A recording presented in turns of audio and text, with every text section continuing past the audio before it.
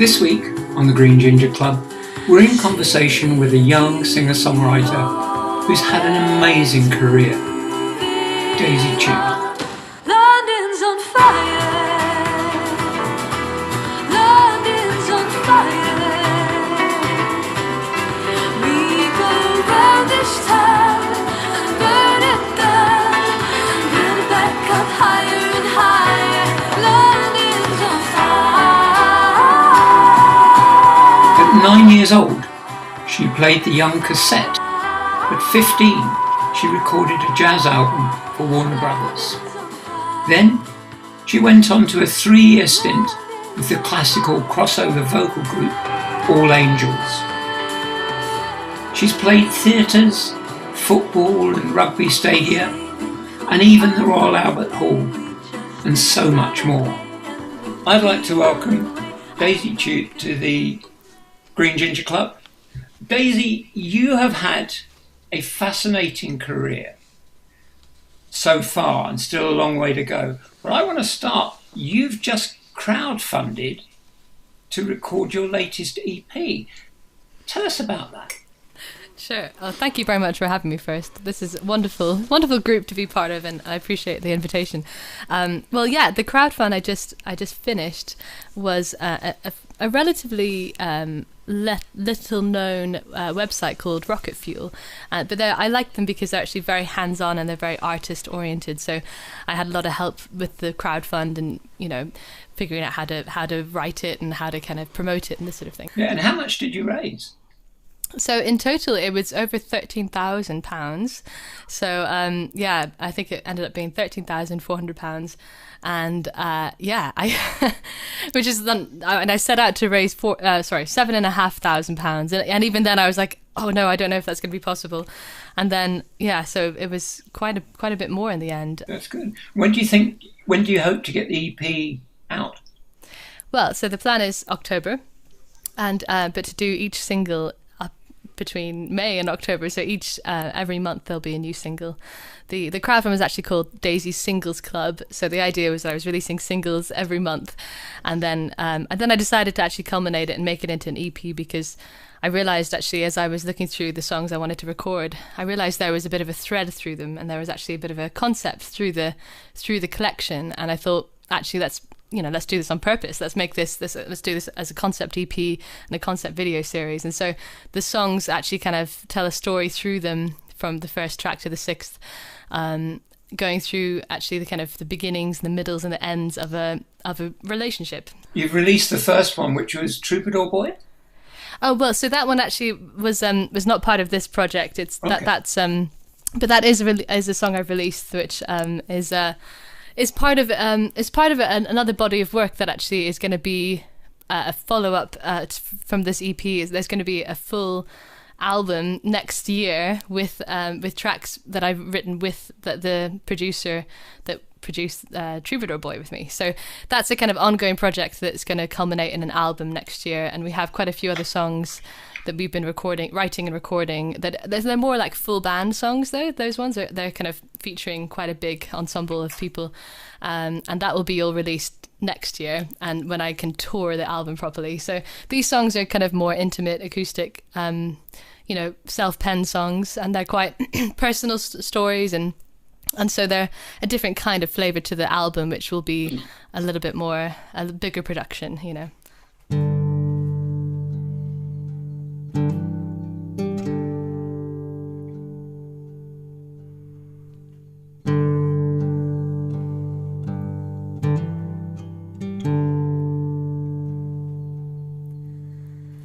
Play on words, play on strings. How I love it when he sings. Oh, the joy his music brings.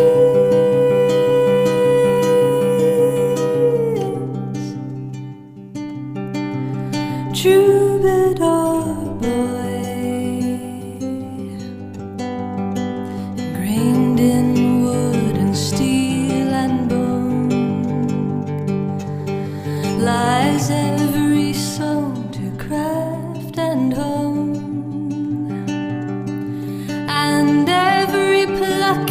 strum and moan.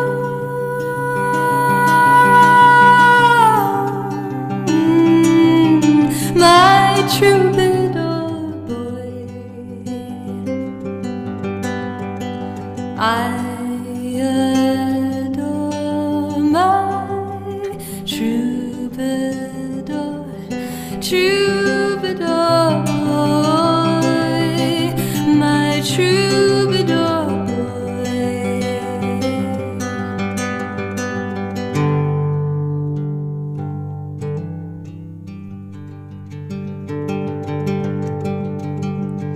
He weaves his way around the world, leaves his footprints so I'll know, 'cause I will follow where he'll go.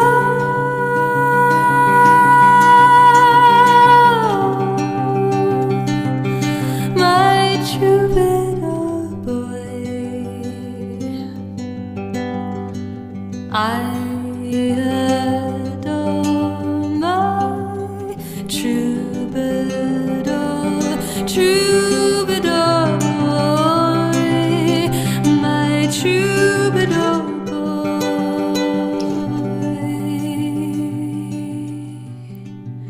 He serenades me soft and low, and dares to sing he loves me though his wooden mistress he loves more.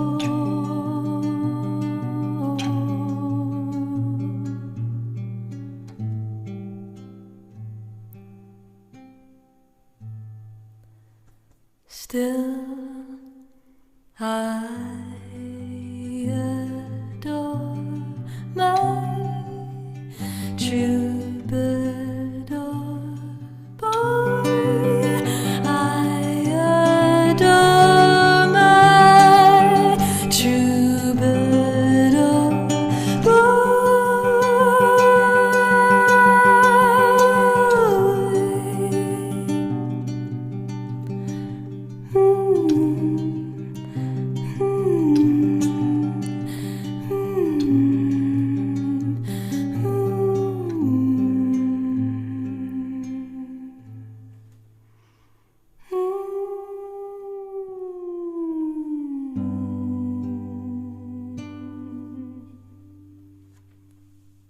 Actually gave me the shivers, that, Daisy. Oh, thank you. Fantastic. That's what I aim to do. Really, really good. I just want to get this out of the way. Go for it. I've always wanted to ask somebody who played Cosette as a kid, how Yes. terrifying is it to get out onto that stage on your own with a broomstick and sing the song that every kid now sings in every audition all over the world? There's a castle on a cloud. Oh, I mean, you guessed it. It was pretty terrifying. Not in my castle on a cloud. To go from like 100 people at my school concerts, not even that many concerts, I was only 9, so to 3,000 people, it was quite a jump. But I do remember thinking, because I was up there on the stage and it was very lonely. It was strange because also like you have nobody on stage with you, and you have only just like this kind of black kind of, I'd never seen so much darkness really in a way, because I was looking at the audience and there's just, you can't see anything.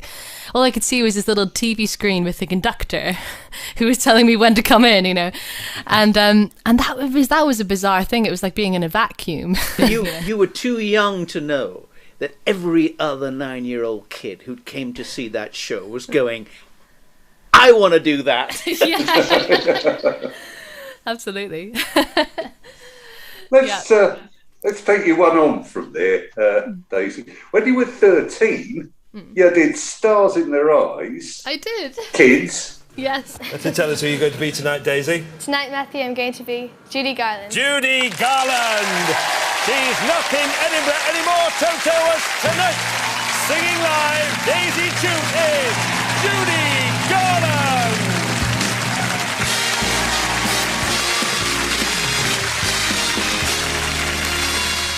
And they wanted me to sing Over the Rainbow. They were like, Now that one I think is going to be, everybody expects you to sing that one, right? And so, but we were like, well, we want to do the unexpected. Dear Mr. Gable, I am writing this to you, and I hope that you'll read it so you'll know my heart beats like a We did a totally different song, which is "You Made Me Love You," which is a song that not many people know, at least a younger generation doesn't really know. And that I think it was, my mum was like, well, it's better that we choose a song that she actually did when she was a kid, because that sort of feels appropriate. Oh, you made me love you. I didn't want to do it. I didn't want to do it. You made me love you. And all the time you knew it.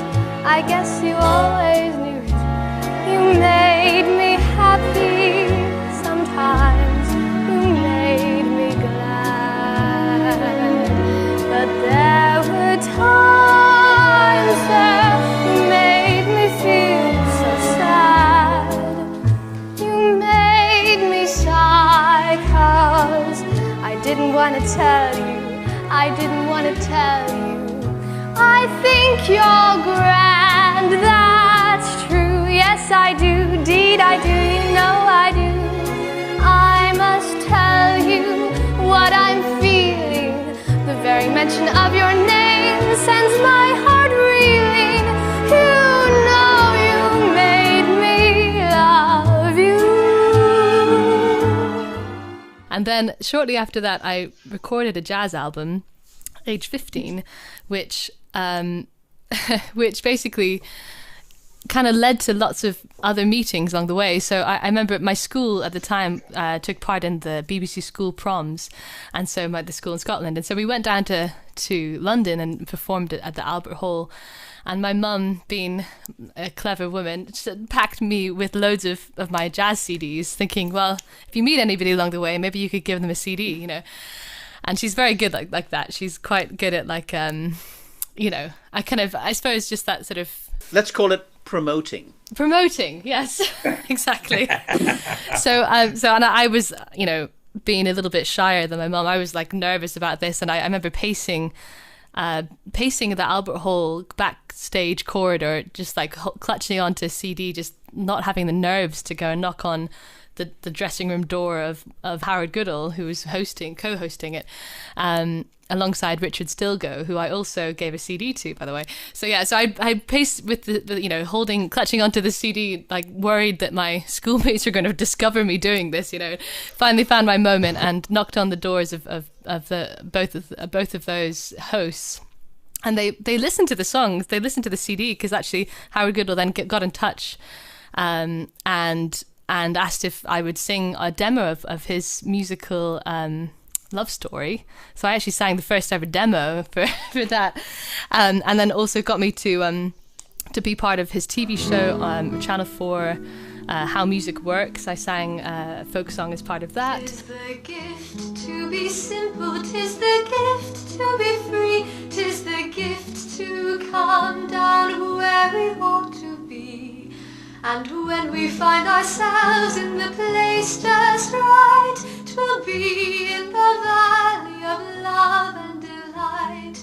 When true simplicity is gained, to bow and to bend we shan't be ashamed. To turn will be our delight, till by turning we come round right. You write, I can't think of a better mentor to have than one of the most underrated composers in the UK, and you know who I'm talking about. Where did you Paul meet McCartney? him? No, I'm joking. I like this one. Oh, yeah, Ray Davies. He is a fantastic mentor, obviously an amazing songwriter as well, and has written just some of the most amazing songs, I think, anyway. But he actually is very supportive of the next generation, and he's done a few songwriting retreats where he spends a whole week with a small group of songwriters, and gives us different tasks and this kind of thing. So he's done that for a few years. He hasn't done it more recently, but he did it for a number of years, and then stopped them. So I was lucky to be one of the few people who got to experience these songwriting retreats, and so we met there, and he actually then kind of took me under his wing a little bit and encouraged me and got me to do a few more performances and recordings at his studio in London, and invited me to some parties as well, where, you know, when he was knighted, he had a knighting party, which was quite fun and full of characters, and also when he won he had a Lifetime Achievement Award from the BASCA Gold Awards, and so he invited me and another songwriter from that retreat to be on his table with his family. It was quite an honor, and he even mentioned us by name in his speech as a kind of, you know, passing on the baton to the next generation. Daisy, you seem to have a thing about hobnobbing with knights. Have you got some connection with Barry Gibb as well? I do, yeah, absolutely. So Barry Gibb has a connection with Scotland, and his wife, actually, Linda, she's a family friend of ours. There's a bit of a random connection, but and they actually are kind of local in East Lothian, up in Scotland, where my parents are. And so, you know, randomly we were invited to his 60th birthday party in Scotland, Barry Gibbs, and as you do, and he had a big family there, and, you know, it was a lot of fun. And I remember my mum, being my mum, as you know a bit more about her now, she was like, Daisy, sing, you know, and, you know, telling Barry Gibb that I was a singer, and, you know, he was like, okay, great, well, sing for me. And he got a chair and he like plonked it in the middle of the room, sat there, you know, and everyone else was sort of around, and I was asked to go and sing. And so I sang totally a cappella, I think a couple of songs from this jazz album I had just recorded and released. And kind of really random ones that nobody really like. Some of the jazz songs I chose were quite unusual, similar to the Judy Garland's choice, you know, like choosing songs that weren't necessarily that famous or anything. But so I think I did a kind of little known jazz song, and then he came up to me and my mum afterwards and said, I need to have my people talk to your people. And my mum was like, I am her people. This is it. And he said, I predict she's going to make it in 6 months' time. And then sure enough, 6 months later, I ended up, you know, in that audition for All Angels. Of 16 to 18-year-old friends who combine the talents of a trainee pilot, a pupil at Hogwarts, a jazz prodigy, and a BBC Chorister of the Year. Would you please welcome All Angels.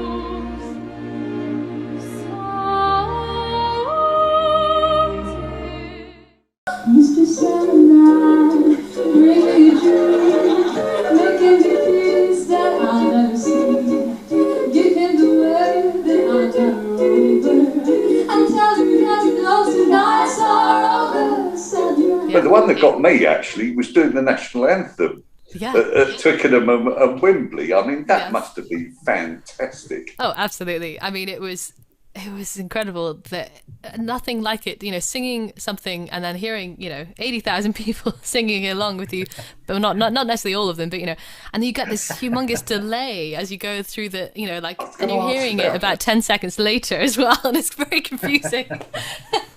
But it was, you know, a pretty amazing, spectacular thing to see and hear all these people and be, you know, the ones to start off the whole game. You know, it's fantastic.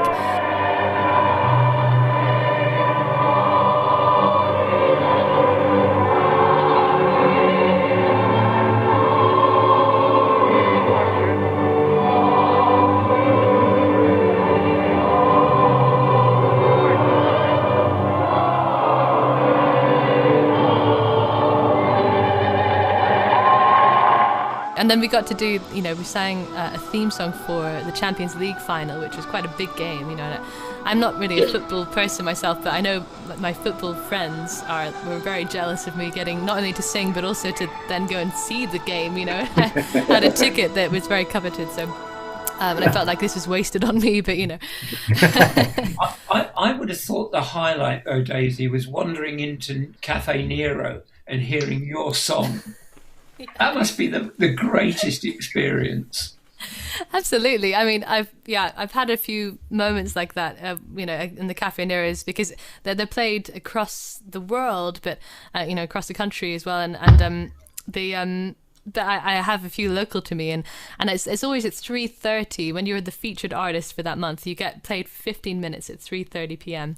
And so you can, if you are near enough a Cafe Nero, you can pretty much go there and make sure you can hear yourself. And I've had a few, so I did it a few times because I just wanted, it so happened that sometimes I was just passing just at the right time as well, and I was just like, well, I better pop in and have a listen to myself, But stand there and go, that's me. Well, if I'm with like the barista, then I'll sort of say, by the way, do you hear the music? And I kind of have to say, and actually I did get a free coffee out of it once, so I was like, well, that was worth saying it. Now, we've had one song from you, Daisy. What are you going to do next? I was thinking of doing one on the banjo because it's actually National Banjo Day today. I don't know if you know this. Hey, we love banjo. Right, I have two songs that I tend to do. One of them is a kind of Thanksgiving song, which is a kind of song about gratitude, and it comes from a bit from the American half, celebrating Thanksgiving. Is that your national health thanks song? Oh yes, that is the one. Yes. Oh, right. yeah, that's brilliant. Love Okay, to hear good. that. I'll do that one then. Okay, great. So yeah, so this is a song that I released before I did a new version for the NHS. So I did this one originally just as a kind of Thanksgiving song, kind of listing things I was thankful for and people I was thankful for, but also kind of tribute to my American half and my mum, and but then when COVID happened last year when it started, I thought this would be a nice song to rewrite and give thanks to the NHS and all the key workers, and so that's maybe the version you've heard, and I had an extra verse to do that, so I can do that version if you'd like. And I did a lockdown video with about a dozen different musicians around the world, and then we released it for charity as well, so for the NHS charities together. So we got some Bandcamp donations which then went to the NHS charities together. But yeah, this is Give Thanks for the NHS. Pray for your mother when you sleep. Pray for the friends you've lost and weep. Pray for the family you've known. Pray for the lovers long gone. Give thanks for the skin that holds you in. Give thanks for the mysteries therein. Give thanks for the time you've had so far. Give thanks for all that you are.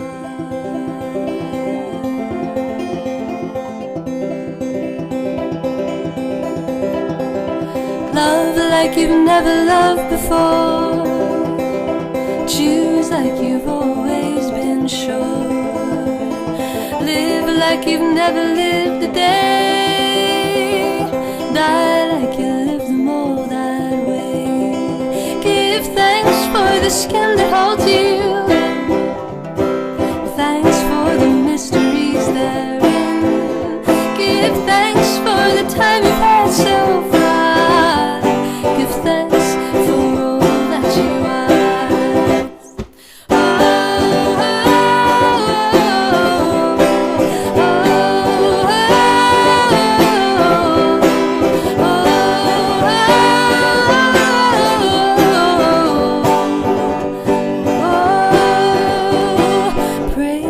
Strength to carry on.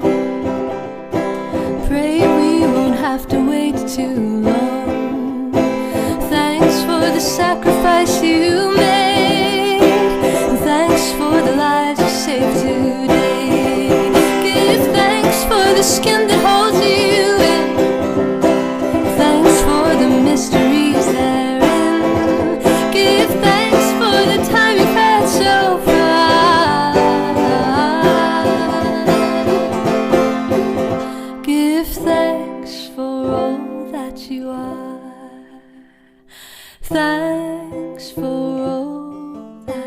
to you. And happy Banjo Day! Be good. You made Chris happy now. Oh, I'm glad to. I always like to do that one. Thank you.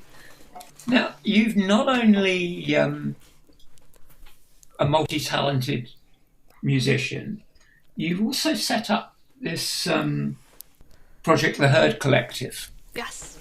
Do you want to tell us a bit about that? Absolutely, yes. And so, in fact, you've actually had one of the Herd Collective members on a previous stream, Zoe Wren. Yeah. Who's a fantastic artist, yes, who you obviously know very well. But yeah, so the Herd Collective is basically a collection of, it's run by me and another artist called Carrie Ann, who's a harpist. You might have seen her on the internet. And she and I actually started it a few years ago now on International Women's Day, I think 2018, so 3 years ago now. And we started it with the idea of a kind of collective of female artists that we wanted to promote and support, and also kind of tour together. So like the idea is we kind of become our own band for each other's music. So because Carrie Ann actually started off by she sang backing vocals for me for my project, and then I heard some of her music, and then I started singing for her, and then we kind of shared the bill, and then we were like, well, we could extend this to more people actually. And so we invited a cellist to join us, amazing singer-songwriter Medora Yeager, who also plays cello. And then we just added more and more people, and it grew and grew, and now it's maybe about 50 people that we've involved in different ways over the years. And the kind of concept is about promoting female talent. I think is the kind of bigger picture stuff it comes from actually discovering some sort of statistics in the industry that were a little disturbing, and we wanted to sort of do our bit to change them slightly. So the lineups, I think, for festivals were something like 14 or 15% female, and I think this is a similar number for songwriters who registered at PRS, which is the UK songwriting collection agency. And so we were just like concerned that there was such a small percentage of people, and even smaller percentage actually, in the audio engineering industry. So mixing engineers make up 2% of females make up 2% of mixing engineers and 1% of producers. And so we were trying to do something to kind of, I suppose, to lift up the female voice in those worlds and try and encourage a new generation as well through that. And so, and we a lot of us teach as well. So it's about trying to encourage the next generation as well as, bring to light some of this information. And so we set about putting this female collective together, and have done lots of touring, both in the UK and in the US. And I actually did we did a charity single at Abbey Road Studios, which was a lot of fun. And so we, had about a dozen different female artists and musicians on that. And since the lockdowns started, we've done it all online. So we did a weekly show for a while, and then it changed to slightly more spread out because it was quite a lot to juggle, but we're planning on doing some more when it opens up again and we can do some more gigs. And with all this stuff you've done, how the hell do you focus? Oh, I know. I mean, you sound like my parents now. Hey, we're the old ones. We're allowed to. No, I mean, yeah, it's hard to find that focus really, but I think. It's funny because all the way through my childhood I was told, you need to focus, Daisy, you need to choose one thing. And I just refused. But then it led to lots of exciting things that happened, and I've managed to juggle it. I think my mind is drawn to a little bit of chaos. So for whatever reason, I seem to manage okay with the kind of multiple things in the air, multiple balls in the air. And I find it weird if I don't have that, to be honest. So I don't know how to operate without that. So, and I enjoy it, and I get a lot out of that, and I think I think there are skills that apply across the board, across the different genres, across different areas, and so I don't think I would change anything about what I've spent my time on. I think the amalgamation of all those different influences makes for an interesting and unique sound, I think. So that's and also it makes me a bit more employable too, because I can sing choral music if I need to for film sessions and this kind of thing. Because one of my day jobs, if you like, is to sing as a session singer for different film and TV and game soundtracks and for bands. And so being able to have that classical training means that I can do that kind of thing as well as my own original music. So Daisy, thank you so much for spending time with us today. But before you go, could you do another song? Okay, so I'll do the new one, which is coming out next month. And this is the first of the Songs of Solace songs. And so it's, and actually, yeah, so it gives you a little bit of context about the new project and hopefully inspires you to want to check it out when it comes out. So this is a song, it kind of is the beginning of this 6-track EP. And it sort of starts, it's kind of about... it's sort of the beginning of this relationship, but it's also acknowledging that it's kind of flawed and doomed from the start, and you're kind of haunted by previous relationships as well. So this is Secondhand Heart, and hope you like it.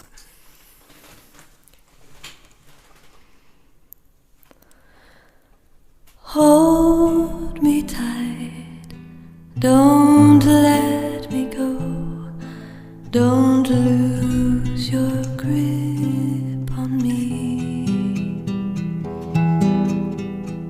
and ignite my fantasy. Please, please give in to me. Leave your mind, leave all behind. Come close and drown with me,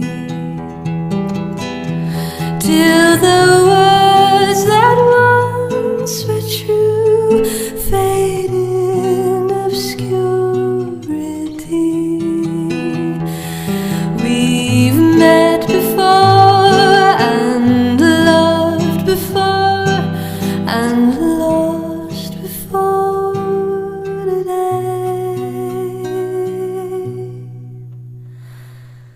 Right from the start, my second-hand heart tears us apart.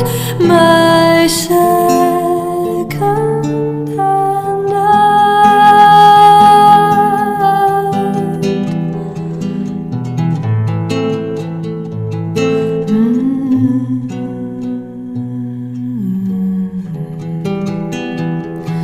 Come closer here, I see you now, and you can see through me. You appear through all the cracks and fall so easily, suffocated by the past, a seed that never grew. My first will haunt me till my last, and overshadow you. I've longed before and loved before and left before today. Right from the start, my second-hand heart tore us apart. My second-hand heart, though it fit like a glove, this second-hand love, it tears us apart. It's second-hand fit like a glove. This second-hand love, it tears us apart. It's second-hand fit like a glove. This second-hand love, it tears us apart. My second-hand